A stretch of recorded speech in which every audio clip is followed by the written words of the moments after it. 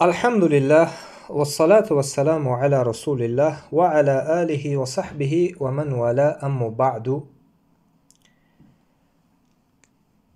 خیلی که شما در این ویدیو میبینید که این مقصد چی سخنها گفت و از اولی نواری که در اینجا تقریبا 11 دقیقه هست، 10 دقیقه و 40 ثانیه. در اولش حمد و ثنا رو گفت، ما گوش کردیم یک سلامی که داد. این سلام شما نو شنیدگی هستیم. السلام علیکم و رحمت الله تعالی و برکاته. بینندگان و سلام بدعی است و ما در این مقدمه رد به این به نام قاری عبدالواحد است.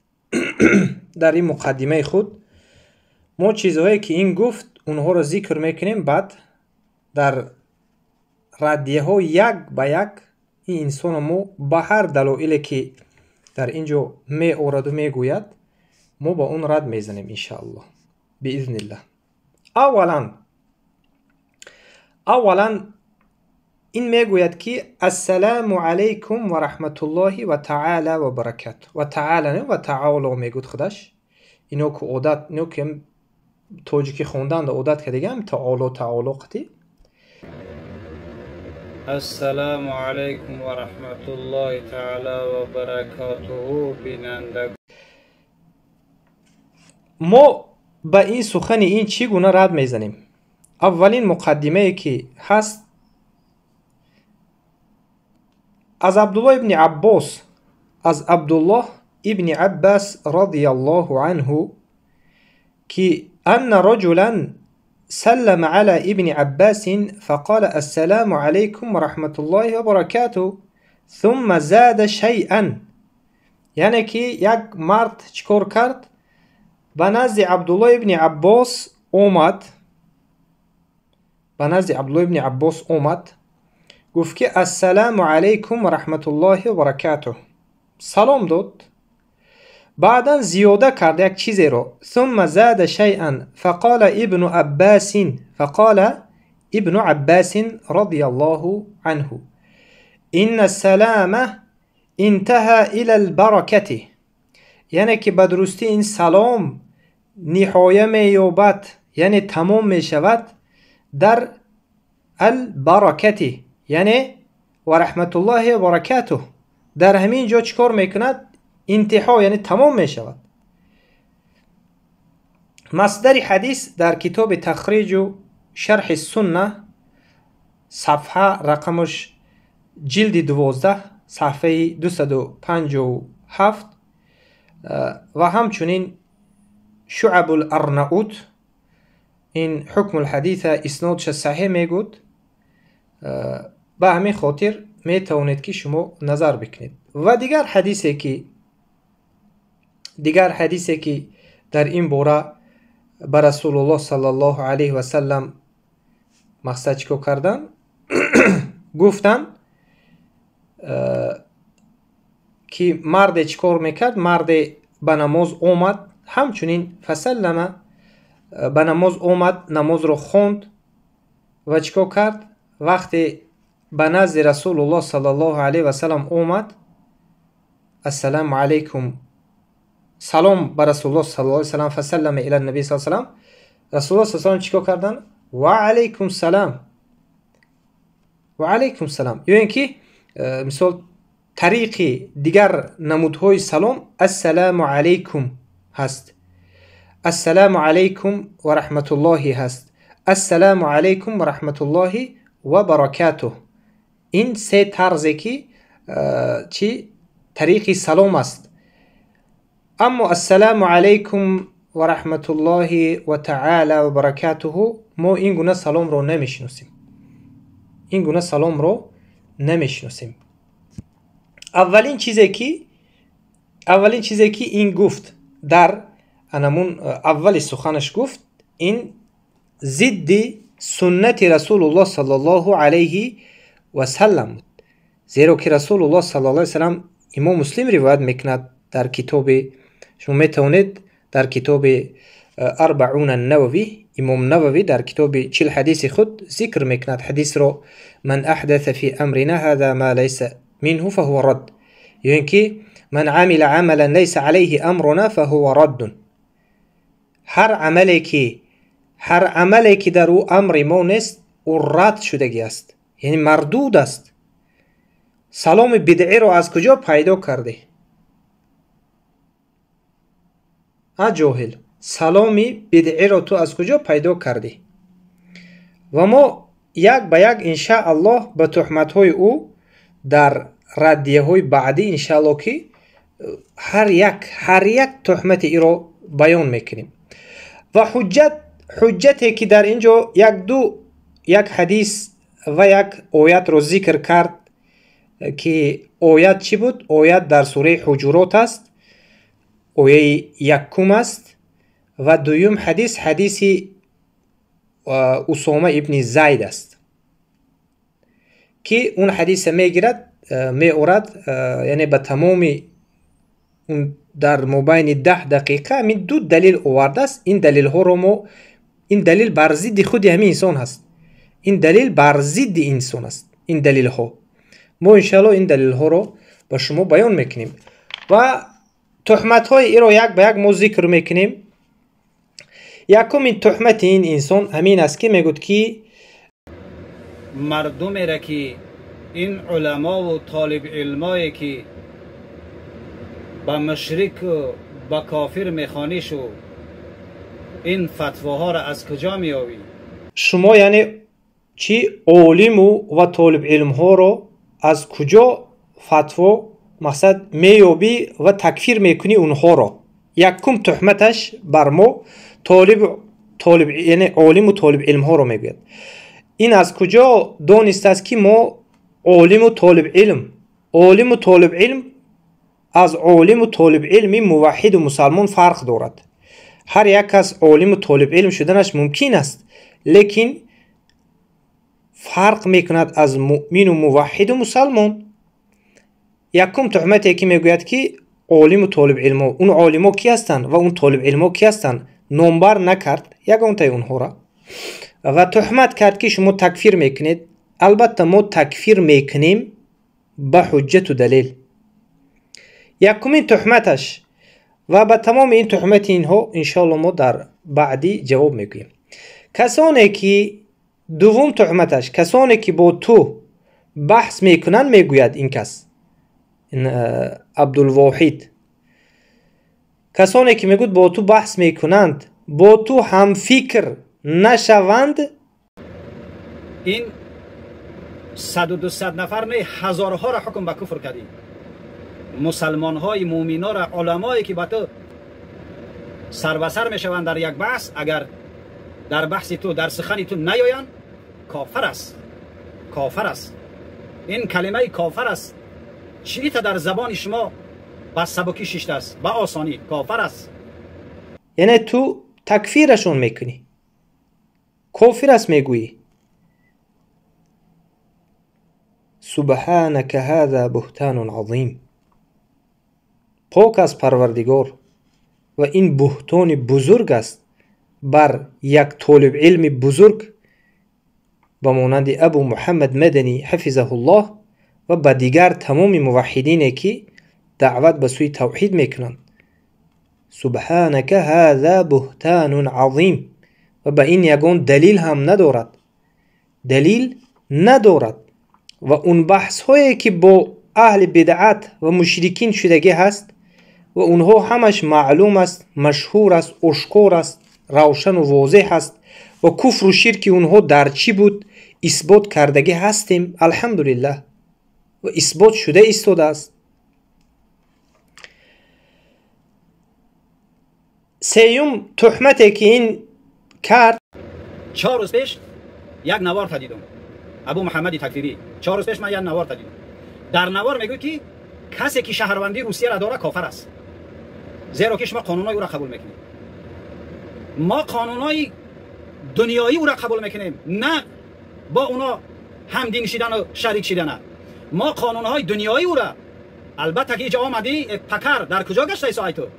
اینجا آمدی شهروندی روسیه به گرفتن شهروندی روسیه قانونها اینجا را قبول داریم به گرفتن پتن میکنیم نلاکی پتن میسپاریم جای کار را به پتن قبنش طرف میرن این قانونها را بجا میاریم ای تاکسیچی سرکرده تا تمام شهروندا قانون اینجا را بجا میارن اما در دین شریک نیستیم پکر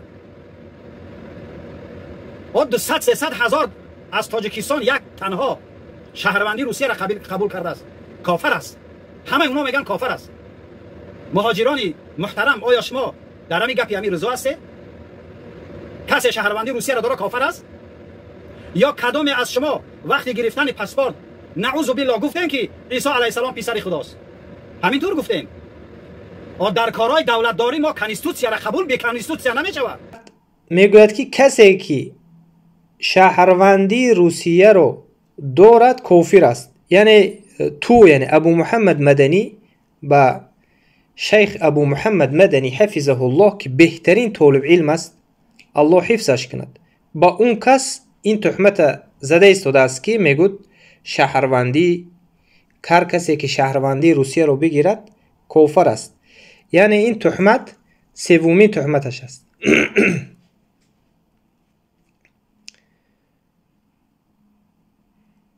چهارمین تهمتش این است که من میگم که مردم را مادراشو تولد میکنن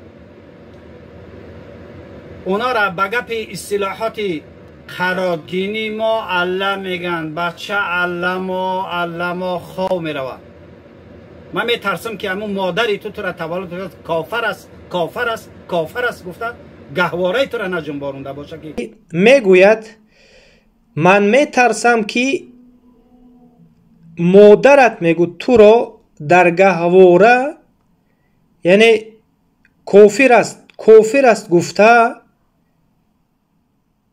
یعنی جنباندگی نباشه یعنی که در خوردی که در درون گهواره بودی خیلی که در ما مثلا الله میگوین هم خیلی در همون وقت اینو که الله گفته عادت کردگی هستن یعنی فقط داروی دیمیدرول داروی خواب و فقط درباره چیزهایی که هست مردم به خواب و غفلت و این تهمت میزند که میگود من میترسم که شاید مادری تو رو چی از غیب گپ زده ایستاده است از غیب تهمت کرده ایستاده است شاید بو میگوید از خودش که باور ندارد شاید میگوید این چهارمین تهمتش هست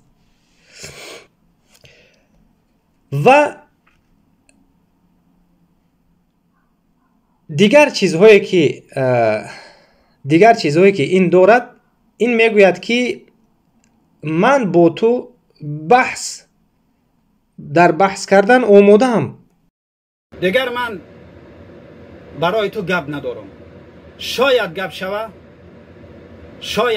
ان شاء الله تعالی ما به طور تکفیری ابو محمد تکفیری ما به طور تکفیری ان شاء الله تعالی تیارم ان شاء الله تعالی در بحث کردن آماده‌ام البته که کسی که بحث کن است اهل بدعت مشرکین بسم الله انمی سامانه ایمو است داخل شوید بسم الله در کدام موضوع باشد بحث میکنیم اهل بدعت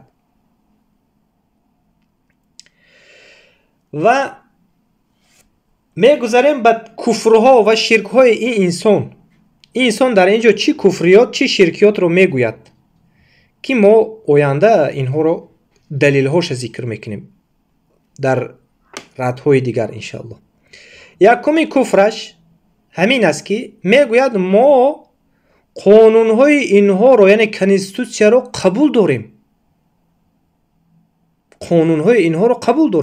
این یکمین کفری انسانه که قانون کفری رو قبول کردن کفر است دومین میگوید کسی که مرز دولت کفری رو یعنی حمایت کند کافر است میگویند گفته یعنی به ما گفته ایستاده دوم میگه هر کسی که در دولت دموکرات است اگر مرزی همو دولت پاسبانی میکند کافر است نعوذ بالله یعنی به این گپش گفتنی هست که در دوامش هم میگوید که پس میگوید اون انسان هایی که در درون مرز هستند کی نگاه بین میکند، یعنی که با گفتن این یعنی اونها کافر نیستند، اونها یعنی کافر نیستند. ما برای هر یکی این سخن ها دلیل ها رو بعدا انشالله یک به یک ذکر میکنیم که برای چی مثلا یک انسانی که مرزی یک دولت کفری رو نگاه بین میکند بس به چی سبب کافر است. سومین کفر این انسان طلب کردن یاردم از جن ها. سبحان الله. ای قاری ابو صلاح، قاری صلاح برادر، قاری صلاح برادری که در روسیه هستی، یگان جن ای دور حضرت سلیمان علیه السلام نداری؟ صدقه ارواحای گذشتگان چند رایی که بدبخت بگیرن بیارن جن خونه که کلتک شپش که زنجیر بند که از آن چه با او قلم در سنبای پاش بزنی دیوانه چیدگی ای همون یگون جن های زمان سلیمان علیه السلام نیست تو روان بکنی به همین انسان، روان بکنی داخل، یعنی که اینا سحر چی است خودش؟ سحر السحر ومنه الصرف والعطف فمن فعله او رضی به کفره. سحر همین است که تو با اون سحر چیکار میکنی؟ اون سحر رو یا انجامش میتی، یک. دوم فمن فعله یا اینکه راضی میشه به همون، یعنی این راضی هست که یعنی جن ها رو فقط با واسطه سحر استفاده برده می شود، با واسطه سحر استفاده برده می شود و برای انسان مسلمان یعنی جایز نیست که جن ها رو استفاده برد. اینها نه از صحابه ها یک دلیل آورده می توانند نه از دیگر سلف که یگان صحابه کرده باشند همین کار رو، یگان صحابه همین کار رو کرده باشند. چگونه می شود که وقتی صحابه ها یک کار رو نکردند چگونه ما می توانیم؟ الله سبحانه و تعالی در حال میگوید که فإن آمنوا بمثل ما آمنتم به فقد اهتدوا، اگر شما به مثل اونها ایمان آورید به تحقیق به درستی هدایت یافتگی هستید. و اگر انسانی که پیروی از صحابه نکند پس چگونه می شود که او هدایت یافته باشد؟ و همین بود مقدمه ما به این به نام قاری عبدالواحدی دموکراتی جن پرستی جاهلی خودش نمیدونه چی گفته ایستاده است و ان شاء الله باذن الله سبحانه و تعالی ما به هر یک سخنهای کفری این و کفری ایره اثبات برای اثباتش و این عقیده کفری و شرکی بودنش اثبات کردنش ما ان شاء الله دلایل ها را یک به یک ذکر میکنیم. سبحانك اللهم و بحمدك اشهد ان لا اله الا انت استغفرك و اتوب الیک.